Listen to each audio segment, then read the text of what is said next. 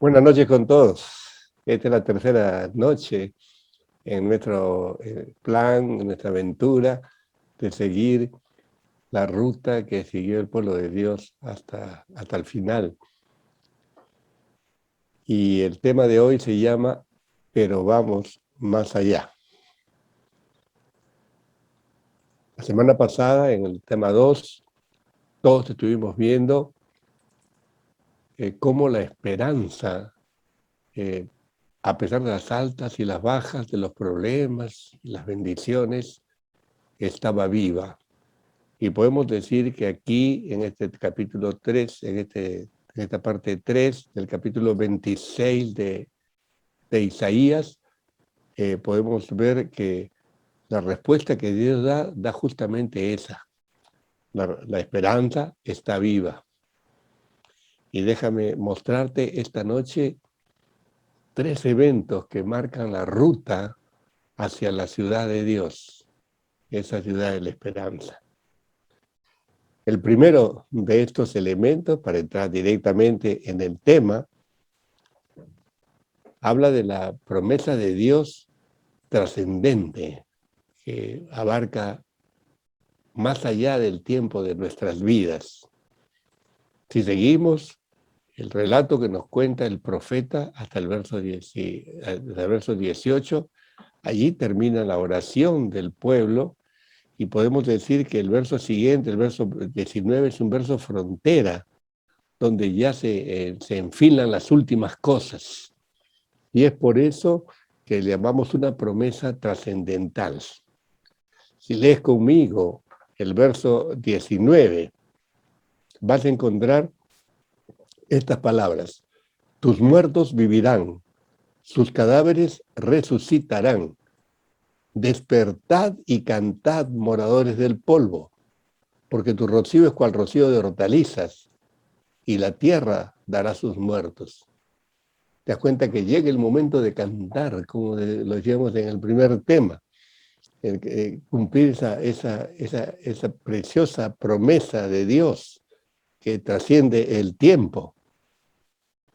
Pero mira lo que acabamos de leer en el verso 19, que nos habla de resurrección. Aprendimos en nuestra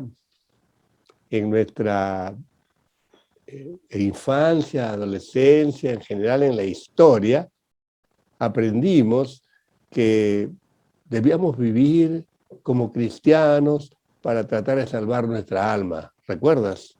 La religión cristiana tradicional siempre ha enseñado así. Aprendimos que la salvación era del alma, pero realmente la Biblia enseña otra cosa.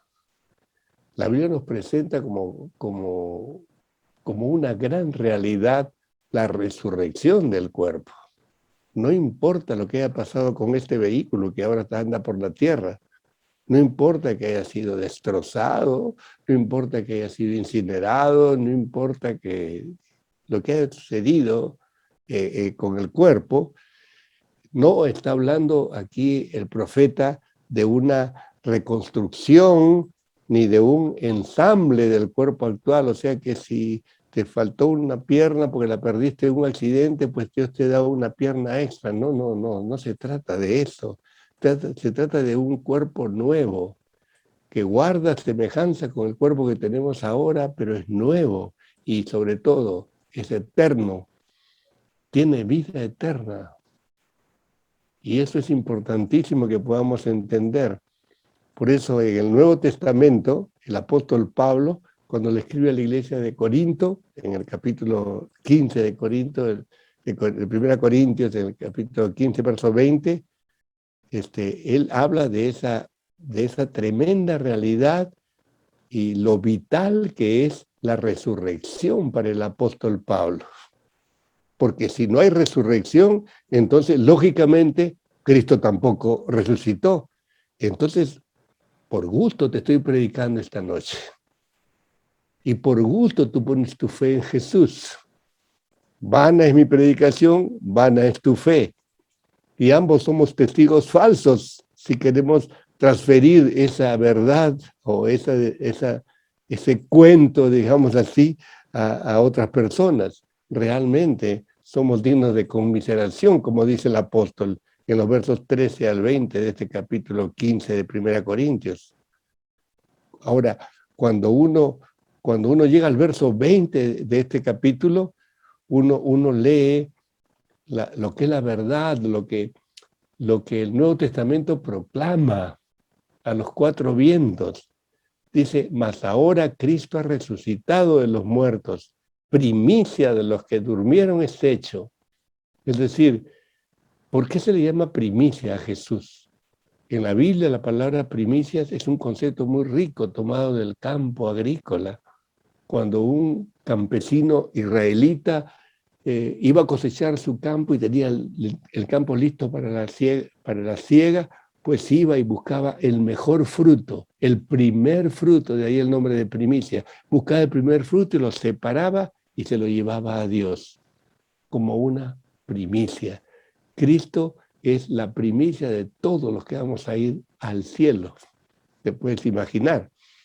Ahora, cuando uno recibe una noticia tan sensacional, surge la pregunta, ¿y ahora a quién quieres contarle esta maravillosa noticia que ahora tienes vida nueva en Cristo, que tienes vida eterna en Cristo? Si tú estás casado, te aseguro que vas a decir, a mi esposo, a mi esposa, ¿verdad? Me llama la atención lo que dice un autor acerca del pacto matrimonial. Porque en ese libro, John Piper dice, escucha bien esto porque tiene que ver con el tiempo. Antes de que un hombre y una mujer puedan hacer la realidad, puedan hacer realidad las funciones únicas de liderazgo y sumisión. Es decir, antes que un hombre y una mujer puedan vivir esa relación donde él es el líder, tiene un liderazgo, por supuesto, todo otro tema que no tiene nada que ver con el liderazgo del mundo, ¿no? Pero tiene que ver con un liderazgo que Dios ha mandado y la mujer en una sumisión libre que no tiene que ver con someterse al marido como un felpudo para que la pisotee. Y es una gran calumnia que le han indilgado en los últimos tiempos al cristianismo, que somos homofóbicos y que buscamos que la mujer sea aplastada como lo ha sido siempre. No, pero aquí el autor está hablando de otro tipo de roles. Y antes de entrar en esa esfera de roles tan preciosos, de una manera bíblica y una manera amable, dice, deben experimentar lo que significa construir sus vidas como hombre soltero, como mujer soltera, deben construir sus vidas sobre una experiencia, mira mi manito, vertical, una experiencia vertical del perdón de los pecados, de la justificación y de la ayuda prometida por Dios. Y una vez que experimenta esa experiencia vertical, esa nueva relación con Dios, entonces puede llevarlo horizontalmente a su cónyuge. Si la mujer se convierte, se lo puede llevar al marido. Si el marido se convierte, se lo puede llevar a la mujer. Eso es lo que está diciendo acá John Piper. Qué interesante que es esto. En pocas palabras, una breve pero contundente construcción de lo que es el matrimonio cristiano. Antes de vivir esa experiencia, tú tienes que vivirla en lo personal. Eso es lo que está diciendo. Sin esto es imposible agradar a Dios. Y eso nos lleva al segundo evento, que también es una promesa, pero le llamamos una promesa familiar. Ya no trascendental, sino familiar. Siempre me llama la atención este verso 20 y 21 de Isaías 26. ¿Por qué? Porque me da la impresión que Dios concentra su atención en una familia y les dice lo que tiene para esa familia que ha escogido seguirle y seguirle siempre. Mira lo que dice el verso 20 y 21 de este capítulo 26. Anda, pueblo mío, entra en tus aposentos, entra en tu casa, cierra atrás de ti tus puertas, escóndete un poquito por un momento, en tanto que pasa la indignación. Porque aquí que el Señor sale de su lugar para castigar al morador de la tierra por su maldad contra él. ¿Qué está describiendo Isaías acá? Parece mentira, ¿eh? Una pandemia. Y está diciéndole a un hogar donde él y ella son cristianos porque han decidido seguir a Cristo. Pueden contar con la protección del Señor en toda forma de pandemia. Dios le dice, escóndete, guárdate, entra en tus aposentos, espera por un momento. Afuera yo voy a tomar juicio de alguna manera contra los que me odian. Si usted pone a pensar, Isaías 26 nos presenta una pandemia típica, porque han habido muchas a lo largo de la historia. Y Dios está invitando a su pueblo a entrar en sus casas. Así que no se trata de una cosa terrible, triste, que atrasa el país y tu vida y todo lo demás. Si lo piensas de otra manera, puede ser una enorme oportunidad de progreso espiritual. En la primera pandemia de la historia, la Biblia le llama el diluvio universal, fue producto de un pacto familiar con Dios, una familia que pactó con Dios. Cuando uno lee en Génesis 6:18, Dios le dice a Noé, le dice, mas estableceré mi pacto contigo y entrarás en el arca tú, tus hijos, tu mujer y las mujeres de tus hijos contigo. ¿Te das cuenta? Es la primera vez en la Biblia allí que se menciona el matrimonio como un pacto, y un pacto cuya partida es salvación de todo peligro. Una promesa de Dios para una nueva esfera de vida, porque cuando Noé entra en el arca junto con los animales y entran estas 4 parejas, dice la palabra de Dios en Génesis 7 que Dios cerró la puerta del arca. Al cerrar la puerta del arca y antes que se desatara el diluvio, entonces tú tienes que ver 2 esferas. Dentro del arca hay salvación. Fuera del arca hay muerte. No hay salvación. Y eso es lo que trata de decir la palabra de Dios aquí.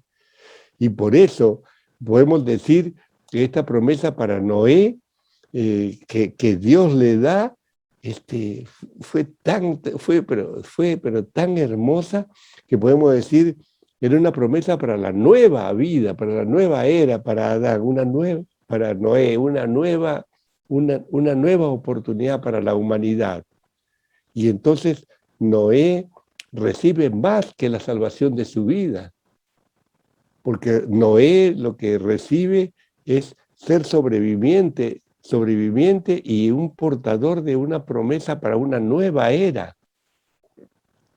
Ahora bien, cuando Dios le dice cómo lo va a hacer, le dice, construye un arca del tamaño de un transatlántico, porque sabes que el arca era grandísima, tenía 300 metros de longitud, 45 metros de ancho, y tenía 3 pisos, imagínate.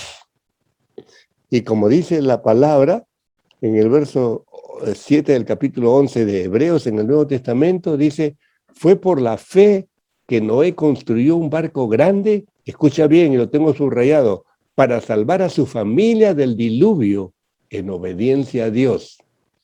¿Quién le advirtió de cosas que nunca antes habían sucedido? Por su fe, Noé condenó al resto del mundo y recibió la justicia que viene por la fe. Eso es lo que está tratando de enfatizar esto a los hebreos en el capítulo 11. Enfatiza esa motivación de Noé, un acto de obediencia pensando en salvar a su familia. Mira cuán importante para Dios es tu familia. No solamente está pensando en ti, sino en tu familia. Por favor, grábate esto. Pero de esa manera, como uno puede sacar como conclusión, dejó en claro que el resto del mundo en desobediencia se perdió. Y lo que queda también en claro es que ese juicio donde toda la humanidad muere ahogada, Es un juicio que se desarrolla en medio de la protección de quienes estaban en el arca. El arca flota. El arca no fue hecha para navegar, sino para flotar. Era como una gigantesca balsa. Eso era el arca. Y es verdad, pues así fue. Y por eso podemos pensar que este juicio se desarrolla en medio de esa protección para los que creyeron. Y de manera notable, eruditos nos cuentan, haciendo estudios muy cuidadosos de lo que fue el diluvio universal, que en el arca todavía había espacio. Y guardo silencio yo para que tú puedas pensar que estás en un arca también hoy día. Y tú puedes entrar en esa esfera de salvación. Tú, y puedes hacer salvo a tu familia. Si te metes en los planes de Dios.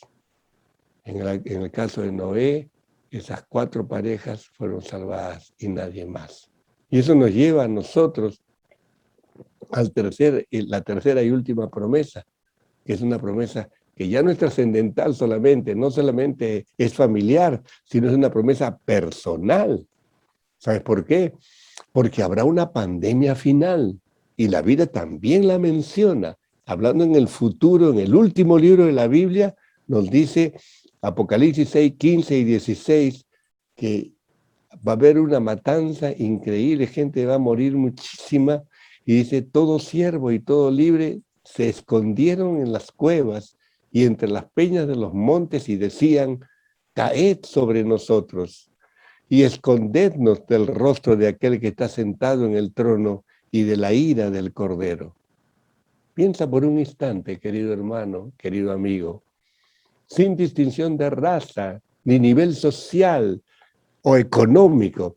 En la pandemia final, la gente se esconderá y nos hace recordar la forma como se escondieron Adán y Eva después de que faltaron en desobediencia a Dios y trataron de esconderse tras los árboles del Edén. Pero la pandemia aquí, la gente no está huyendo de un virus como ahora, que huimos del COVID-19, ¿no es cierto? Allí está huyendo del rostro de Dios, porque no pueden resistir ver a un Dios santo que a pesar de que les ama y que les ha creado y les ha cuidado, no han sido capaces de honrarle como a Dios para poder tener un lugar en el reino de Dios. Qué tragedia que es esta, ¿no? Pero si nosotros confiamos en el Dios que firma ese pacto matrimonial, como dice 1 Corintios 7:14 en el Nuevo Testamento, nos dice una cosa sensacional. Dice, porque el marido incrédulo, o sea que no conoce a Cristo todavía, es santificado en la mujer, y la mujer incrédula en el marido, o sea, pone los dos casos. Pues de otra manera vuestros hijos serían inmundos, mientras que ahora son santos. Mire, querido hermano, amigo, la Biblia muestra el privilegio espiritual donde Dios otorga, escúchame bien, una atmósfera espiritual súper especial cuando un miembro de la familia es creyente, sea la esposa, sea el esposo. Basta con que eso se dé para que esta atmósfera espiritual Dios la ponga en ese hogar. ¿Con qué propósito? Con el propósito de ser santificado. No. No quiere decir que ella o él, creyente, te va a llevar al cielo. Lo que está diciendo es que se crea una situación propicia para que todos los miembros de la familia vengan a conocer a Jesús, conozcan el perdón de sus pecados, lleguen a tener una relación personal con Cristo, así como lo tiene la esposa o el esposo creyente, según el caso. y toda esa familia pertenezca a Dios. Quizás tengamos que esperar mucho tiempo para que eso se dé, pero Dios dará su promesa y la hará una realidad. Déjame decirte una nota final. Muchos en nuestro país y en el mundo entero hemos perdido seres queridos de alguna manera en esta pandemia. Las autoridades aquí en Perú nos están hablando de una tercera ola que va a ser más feroz que las dos primeras. Se espera que hasta 120.000 peruanos mueran en esta tercera ola. Y lo que podemos ver hasta ahora es que ha habido muchos muertos ya. En la Alianza Cristiana y Misionera, nuestra amada iglesia, ha ocurrido muchas veces también, no como juicio para los cristianos, porque Dios tiene sus planes para llevarnos a casa cuando Él crea conveniente. Pero allá en la Alianza de Miraflores ocurrió una muy especial. Un matrimonio joven con solo una hijita. Me cuenta que el día del sepelio estaba allí el féretro antes de ser inhumado y la esposa se acerca y toca el féretro y se despide de su marido, de manera simbólica, por cierto, y dice, este es el hombre de mi pacto. Qué interesante, qué notable, qué solemne forma de despedirse. Tú eres el hombre de mi pacto. No hay quejas, no hay demandas ni enojos con Dios, solo hay gratitud y ella llorando. Mientras toca el féretro, comienza a cantar un himno maravilloso que se llama Sublime Gloria.